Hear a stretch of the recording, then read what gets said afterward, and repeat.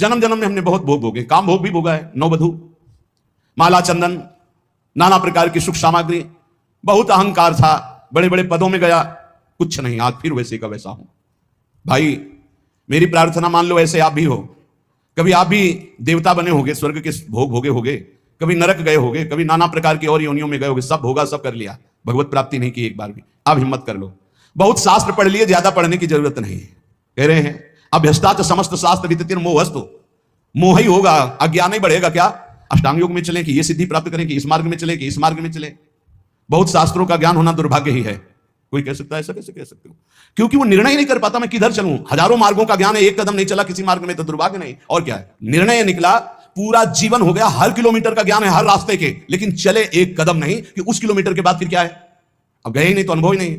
ऐसा शास्त्र ज्ञान किस काम? आपको भारत के हर मार्ग का ज्ञान है किलोमीटरों का, लेकिन आपने यात्रा किसी भी पावन तीर्थ की नहीं की, तो बैठे बैठे इस ज्ञान से क्या परम पवित्र हो जाएंगे क्या?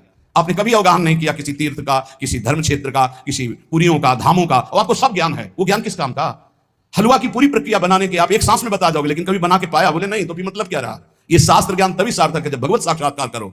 तो श्रीपाद कह रहे हैं अहंकारस्तु न शांत, ये अहंकार तुम्हारा शांत नहीं होगा। अभ्यस्ताच समस्त शास्त्र विततिर मोहस्तु नास्तं गत, मोह तुम्हारा नहीं जाएगा चाहे जितने शास्त्र पढ़ लो। तो बोले क्या करें, आप उपाय बताओ। तो बोले हम उपाय आपको बता रहे हैं, महा आनंदाय वृंदावनम भज, भज माने तो सेवा, सेवन कर वृंदावन का, वृंदावन का आश्रय ले, वृंदावन धाम आ जा, रसिकों का संग कर, प्रियालाल के अनन्य हो जा, ज्यादा जानने की जरूरत नहीं। सबसे बड़ा ज्ञान सतवस्तु श्यामा श्याम, वैराग्य इनके सिवा सबसे, प्रीति इनके नाम रूप लीला धाम से, गति इनके चरणारविंद की सेवा, बस इतना ही ज्ञान चाहिए। इतना ही सार ज्ञान है। ये बुद्धि को दौड़ा दौड़ा के थका करके बस प्रभु के चरणों में बैठा देना है, यही साधना है। श्रीपाद कह रहे कि अब मेरे हृदय में एक बात बैठ गई कि वृंदावन का आश्रय लेकर प्रिया प्रीतम की आराधना करो, इसी में परम विश्राम है।